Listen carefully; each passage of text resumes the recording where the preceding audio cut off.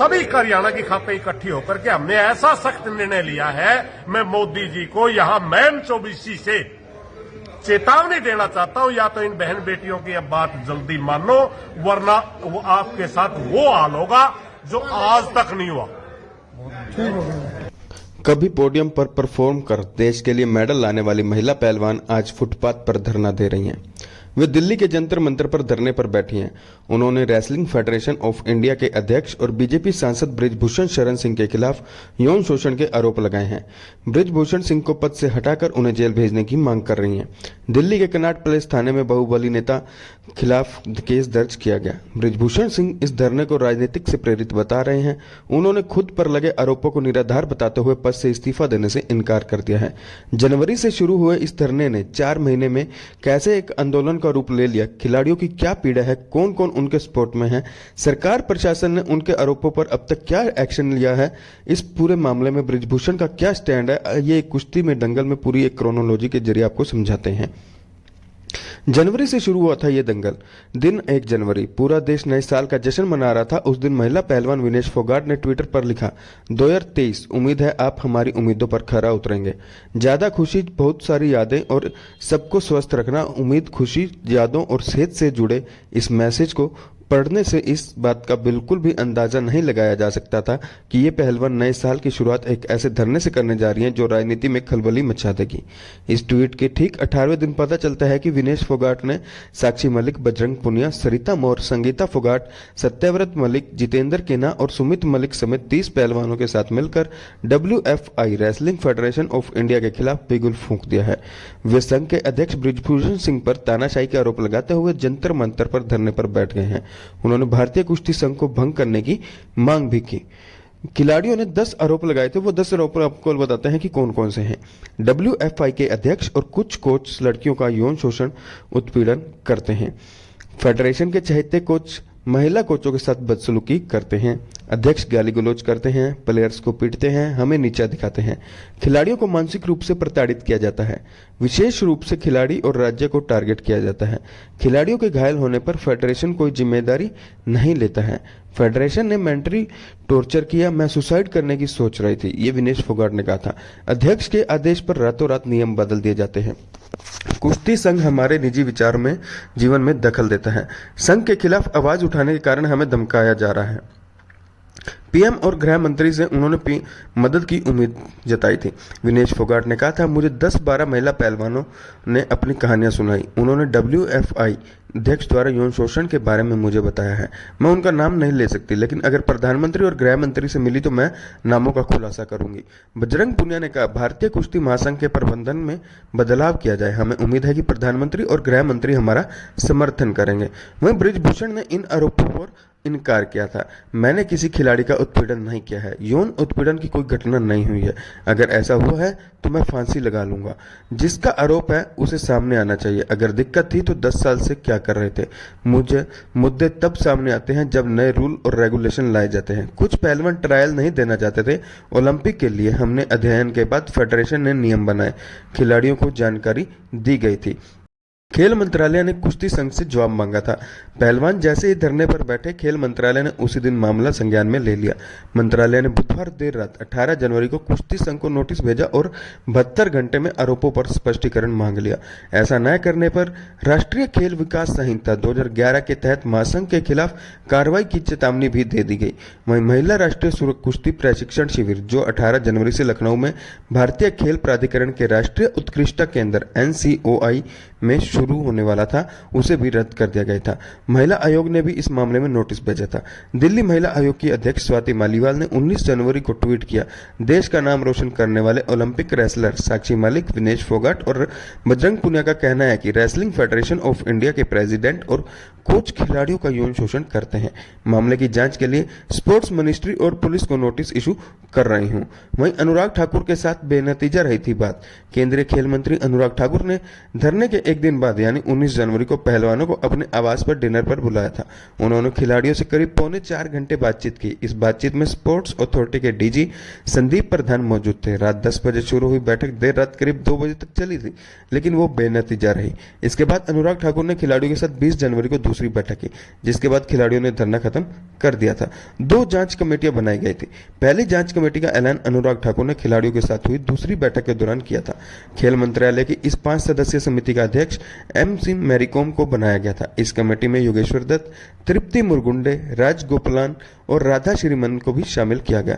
बाद में इस समिति में बबीता फोगाट को भी शामिल किया गया था। दूसरी कमेटी भारतीय ओलंपिक संघ IOA ने गठित की थी। इस 7 सदस्यीय समिति के अध्यक्ष MC मैरीकॉम को और अलकनंदा अशोक को उपाध्यक्ष बनाया गया। वहीं सहदेव यादव, डोला बनर्जी, योगेश्वर दत्त के अलावा अधिवक्ता श्लोक चंद्र और तलिश राय को सदस्य बनाया गया। जांच को लेकर कोई समय सीमा तय नहीं की गई थी। कमेटी पर भी सवाल उठाए गए थे। बाद में विनेश फोगाट ने 24 जनवरी को आरोप लगाया, हमें आश्वासन दिया गया था कि निगरानी समिति के गठन से पहले हमसे परामर्श किया जाए, लेकिन बड़े दुख की बात है कि इस कमेटी के गठन से पहले हमसे कोई राय भी नहीं ली गई है। बृजभूषण के इस्तीफे की लगने लगी थी अटकलें। अनुराग ठाकुर ने 19 जनवरी को पहलवानों से मुलाकात करने से पहले WFI के असिस्टेंट सेक्रेटरी विनोद तोमर को सस्पेंड कर दिया था। इसके बाद उन्होंने कहा था कि हम अन्य बड़े कदम उठा रहे हैं, हमारी पहले ही भारतीय ओलंपिक संघ से बात हो चुकी है। वहीं खबर आई कि बृजभूषण शरण सिंह अगले दिन यानी 20 जनवरी को गोंडा में प्रेस कॉन्फ्रेंस करेंगे। उन्होंने कहा कि शाम 5 बजे प्रेस कॉन्फ्रेंस कर हम कुछ बोलेंगे। इसके बाद चर्चा होने लगी कि वो पद से इस्तीफा दे सकते हैं, लेकिन उन्होंने प्रेस कॉन्फ्रेंस रद्द कर दी। तब उनके बेटे और गोंडा से विधायक प्रतीक भूषण सिंह ने कहा वे बृजभूषण शरण सिंह WFI की वार्षिक आम बैठक में 22 जनवरी को मीडिया को संबोधित करेंगे। चैंपियनशिप और आम बैठक रद्द हुई थी। विवाद बढ़ने के बाद खेल मंत्रालय ने 21 जनवरी को सबसे पहले नंदिनी नगर स्पोर्ट्स स्टेडियम में ही हो रहे 3 दिवसीय नेशनल चैंपियनशिप को रद्द कर दिया। इसके बाद भारतीय रेसलिंग फेडरेशन की 22 जनवरी को होने वाली एनुअल जनरल मीटिंग को रद्द कर दिया गया है। ऐसा अनुमान था कि बृजभूषण इसी बैठक में इस्तीफा दे सकते थे। हालांकि उन्होंने बाद में स्पष्ट कर दिया कि वो पद से इस्तीफा नहीं देंगे। उन्होंने बयान दिया, मेरे खिलाफ कांग्रेस नेता दीपेंद्र हुड्डा के इशारों पर राजनीति हो रही है। ज्यादातर पहलवान एक ही कम्युनिटी से हैं। मैं इस्तीफा नहीं दूंगा, पार्टी का जो आदेश मिलेगा उसी को मानूंगा। सूचना लीक करने का भी आरोप लगा था। 22 जनवरी के बाद करीब 1 महीने तक मामला शांत रहा। फिर अचानक 26 जनवरी को विनेश फोगाट ने ट्वीट कर आरोप लगाया कि निगरानी समिति के एक सदस्य योगेश्वर दत्त मीडिया को संवेदनशील जानकारी लीक कर रहे हैं। उन्होंने सदस्य के खिलाफ कार्रवाई की मांग करते हुए अनुराग ठाकुर को भी पोस्ट में टैग किया था। बृजभूषण के खिलाफ नहीं मिले सबूत। मीडिया रिपोर्ट्स के मुताबिक मैरीकॉम के नेतृत्व वाली 7 सदस्यीय कमेटी ने 13 मार्च को खेल मंत्रालय को अपनी रिपोर्ट सौंपी। सूत्रों के मुताबिक जांच में बृजभूषण सिंह पर लगे आरोपों को साबित करने के लिए कोई ठोस प्रमाण नहीं मिले हैं। किसी भी पीड़ित लड़की ने कमेटी के सामने पेश होकर उनके खिलाफ बयान भी नहीं दर्ज कराए हैं। मीडिया में ये रिपोर्ट आने के बाद बजरंग पुनिया ने ट्वीट किया, कुछ मीडिया हाउस खबर के नाम पर झूठी खबर लिख रहे हैं। वे बहुत ही दुखदायी और पीड़ादायी है उन लड़कियों के लिए जो बृजभूषण जैसे लोगों के अत्याचार के खिलाफ आवाज उठाती हैं। किसने कहा कोई सबूत नहीं मिला, किसने कहा कोई सामने नहीं आ रहा, किसने कहा रिपोर्ट सबमिट हो गई है। फिर एक नाबालिग समेत 7 महिला पहलवानों ने 21 अप्रैल को बृजभूषण के खिलाफ दिल्ली के कनाट पुलिस थाने में यौन शोषण की शिकायत दी। 22 अप्रैल को जब उन्होंने शिकायत की स्थिति का पता लगाया तो FIR दर्ज ही नहीं हुई थी। पहलवानों ने फिर धरना शुरू किया। इसके बाद पहलवानों ने 23 अप्रैल को फिर से जंतर मंतर पर धरना शुरू कर दिया। उन्होंने खेल मंत्रालय की जांच कमेटी की रिपोर्ट पर सवाल उठाए और उसे सार्वजनिक करने की मांग की। इसके अलावा बृजभूषण के खिलाफ यौन उत्पीड़न की शिकायत पर FIR दर्ज कर उन्हें गिरफ्तार करने की मांग की गई। DCW ने भी पुलिस को नोटिस भेज दिया था। दिल्ली महिला आयोग DCW ने 23 अप्रैल को पहलवानों की शिकायत के संबंध में नगर पुलिस को नोटिस जारी किया। आयोग ने इस मामले में देरी के लिए जिम्मेदारी अफसर पर कार्रवाई के विवरण के साथ FIR दर्ज करने में देरी की वजह से पूछा और 25 अप्रैल तक रिपोर्ट तलब कर ली गई। केस दर्ज न होने पर सुप्रीम कोर्ट पहुंचे थे पहलवान। 24 अप्रैल को पहलवान FIR दर्ज कराने के लिए सुप्रीम कोर्ट पहुंच गए। कोर्ट ने दिल्ली पुलिस से जवाब मांग लिया। सॉलिसिटर जनरल तुषार मेहता ने 26 अप्रैल को कोर्ट को बताया कि बृजभूषण शरण सिंह के खिलाफ केस दर्ज करने से पहले आरोपों की जांच की जा रही है। खेल मंत्रालय की जांच समिति से रिपोर्ट मांगी है। पुख्ता सबूत के बाद FIR दर्ज की जाएगी।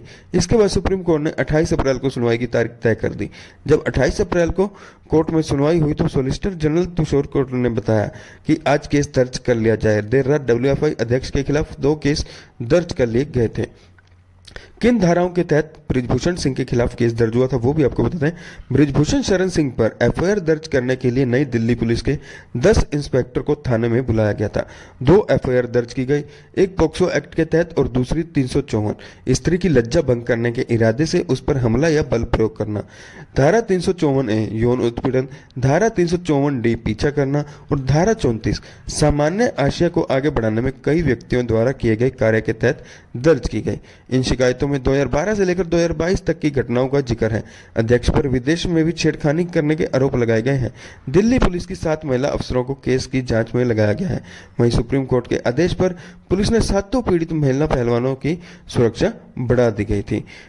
फिर बाद में पीटी उषा पहलवानों के धरने पर पहुंची थी। भारतीय ओलंपिक संघ की अध्यक्ष और राज्यसभा सांसद पीटी उषा ने 27 अप्रैल को भारतीय ओलंपिक संघ की कार्यकारी समिति की बैठक के बाद पहलवानों के सार्वजनिक रूप से धरने देने की अनुशासनहीनता बताया। उन्होंने कहा, मेरा मानना है कि यौन उत्पीड़न की शिकायतों के लिए IOA की एक समिति और एथलीट आयोग है। सड़कों पर जाने के बजाय उन्हें हमारे पास आना चाहिए था, लेकिन वो IOA में नहीं आए। ये खेल के लिए अच्छा नहीं है। वे जो कर रहे हैं वो देश की छवि के लिए अच्छा नहीं है। विनेश फोगाट बोली, पीटी उषा का महिलाओं के प्रति ऐसा बोलना बिल्कुल भी संवेदनशील नहीं होना काफी दुख है। मैंने उनको पर्सनली फोन भी किया था, लेकिन उन्होंने फोन नहीं उठाया। हमें नहीं पता ये उनकी जुबान है या उनके ऊपर भी कोई दबाव है। वे IOA की अध्यक्ष हैं, लेकिन उनको मीडिया में आकर ये कहना पड़ा था कि उनकी अकादमी तोड़ी जा रही है। जो खुद के साथ ही न्याय नहीं कर सकी, हम उनसे क्या उम्मीद रखें। बजरंग पुनिया बोले, उषा मैम ने ट्वीट किया था कि कुछ लोगों ने गुंडागर्दी का सहारा लेकर उनकी अकादमी की जमीन पर अवैध रूप से कब्जा करने की कोशिश की। वे मुझे बताएं, क्या उस समय देश की छवि धूमिल नहीं हो रही थी। साक्षी मलिक बोली, मैं मैडम से पूछना चाहती हूँ कि महिला पहलवान आगे आई हैं, उन्होंने उत्पीड़न का मुद्दा उठाया, क्या हम विरोध भी नहीं कर सकते। IOA समिति में हमने अपने बयान दिए। IOA समिति के सदस्य भी रो पड़े थे। उन्होंने आश्वासन दिया था कि कार्रवाई की जाएगी, लेकिन कोई कार्रवाई नहीं की गई। गीता फोगाट बोली, जिस इंसान पर इतने संगीन आरोप लगे हों उन पर अभी तक कोई कानूनी कार्रवाई नहीं है और पीटी उषा आप खिलाड़ियों को अनुशासनहीन बता रही हैं। एक महिला और खिलाड़ी होने के नाते आपसे तो कम से कम ये उम्मीद नहीं थी। ये बेहद ही शर्मनाक है। प्रेस कॉन्फ्रेंस का फिर दौर चला। आरोप प्रत्यारोप चलते रहे। एफआईआर दर्ज होने के बाद एक दिन बाद यानी 29 अप्रैल को पहलवानों ने फिर बृजभूषण सिंह ने प्रेस कॉन्फ्रेंस की थी। उस समय क्या कहा था ये बताता है। सबसे पहले पहलवानों की बातें जानते हैं। बृजभूषण सिंह को जेल में डाला जाए, उनके जेल जाने तक धरना जारी रहेगा। स्पोर्ट्स को बचाना है तो खिलाड़ियों का साथ दें। अनुराग ठाकुर ने हमारा फोन नहीं उठाया। सुप्रीम कोर्ट के अलावा हमें किसी पर भरोसा नहीं है, पुलिस पर भी नहीं। यह लड़ाई हिंदुस्तान में कुश्ती के भविष्य को लेकर है। जांच कमेटी ने असली बात छुपाई। धरने पर बैठे खिलाड़ियों को सुरक्षा की जरूरत है। वहीं बृजभूषण ने आरोपों पर सफाई भी दी थी। मुझे कोर्ट पर पूरा भरोसा है। मैं सुप्रीम कोर्ट के आदेश का सम्मान करता हूं। मुझ पर जो आरोप लगाए हैं वे सभी बेबुनियाद हैं। यह खिलाड़ियों का धरना नहीं है। मैं तो बहाना हूं, निशाना कोई और है। पहलवानों का धरना फर्जी है। जल्द सच्चाई सामने आ जाएगी। धरने के पीछे देश के कुछ उद्योगपति और कांग्रेस का हाथ है। मुझे विनेश फोगाट नहीं बल्कि जनता की वजह से पद मिला है। इस्तीफा देना बड़ी बात नहीं है, लेकिन अपराधी बनकर नहीं दूंगा। इस्तीफा देने का मतलब मैंने आरोपों को मान लिया है। एक ही परिवार और एक ही अखाड़ा क्यों? देश के प्रति अन्य प्रांतों के खिलाड़ी क्यों आरोप नहीं लगा रहे हैं? धरने में राजनेताओं की एंट्री होनी शुरू हुई। पहलवानों ने जब जनवरी में धरना दिया था तो उस समय खिलाड़ियों ने नेताओं से धरने का राजनीतिकरण न करने की अपील की थी। पहलवान जब अप्रैल पर धरने पर बैठे तो उन्होंने अपना मंच नेताओं के लिए खोल दिया था। नेता अभिनेता खिलाड़ी समर्थन में आए। कांग्रेस नेता प्रियंका गांधी, उनके पति रॉबर्ट वाड्रा, हरियाणा के पूर्व सीएम भूपेंद्र सिंह हुड्डा, महिला कांग्रेस अध्यक्ष नेता डसूजा, कांग्रेस नेता नवजोत सिद्धू, जम्मू कश्मीर के पूर्व गवर्नर सत्यपाल मलिक, दिल्ली के सीएम अरविंद केजरीवाल, आप राज्यसभा सांसद सुशील गुप्ता, आप नेता अतिशी मारलेना, आप विधायक सौरभ भारद्वाज, दिल्ली की मेयर शैली ओबरॉय, रालोद नेता जयंत चौधरी, वरिष्ठ कम्युनिटी नेता वृंदा क्रांत, सीपीआई नेता पूर्व सांसद सुभाषिनी अली सहगल, राष्ट्रीय लोकतांत्रिक पार्टी के राष्ट्रीय संयोजक हनुमान बेनीवाल, लोकदल के नेता अभय चौटाला, केसी त्यागी, भीमसेना के संस्थापक चंद्रशेखर, दिल्ली महिला आयोग के अध्यक्ष स्वाति मालीवाल, किसान नेता राकेश टिकैत के अलावा उत्तर भारत की सबसे बड़ी खाप पंचायत पालम 360 के प्रधान चौधरी सुरेंद्र सोलंकी समेत हरियाणा की तमाम खाप पंचायतों ने पहलवानों का समर्थन कर रहे हैं। इसके अलावा खिलाड़ियों में निशानेबाज अभिनव बिंद्रा, मुक्केबाज विजेंद्र कुमार, नीरज चोपड़ा, कपिल देव, हरभजन सिंह, इरफान पठान, वीरेंद्र सहवाग, रानी रामपाल, सानिया मिर्जा, निका जरीन, बाईचुंग भूटिया, हॉकी पूर्व कप्तान वीरेन रेस्का, पूर्व बॉक्सर वीरेंद्र सिंह, कबड्डी खिलाड़ी दीपक निवास हुड्डा, शूटिंग खिलाड़ी Avneet Kaur Sindhu, DU Jat student union के अलावा अभिनेत्री स्वरा भास्कर, एक्टर सोनू सूद और लेखिका अरुंधति रॉय भी पहलवानों का साथ दे रहे हैं। धरने की वजह कहीं ये तो नहीं। अगस्त 2021 में भारतीय कुश्ती महासंघ ने विनेश फोगाट पर टोक्यो ओलंपिक के दौरान अनुशासनहीनता के आधार पर प्रतियोगिताओं में भाग लेने पर रोक लगा दी थी। विनेश ने अपने साथी खिलाड़ियों के साथ ठहरने से ही इनकार नहीं किया था, बल्कि टूर्नामेंट के दौरान उनके साथ ट्रेनिंग भी नहीं की थी।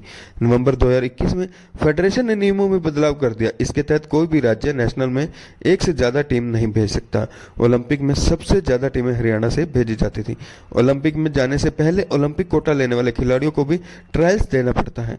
इससे पहले यह होता था कि जो खिलाड़ी ओलंपिक कोटा हासिल कर लेता था उसे टीम में जगह मिल जाती थी। फेडरेशन का तर्क है कि ओलंपिक कोटा हासिल करने के बाद कुछ खिलाड़ी चोटिल हो जाते हैं या परफॉर्म नहीं कर पाते हैं तो वे ओलंपिक खेलने चले जाते हैं, जिससे उनके मेडल जीतने की संभावनाएं कम हो जाती हैं।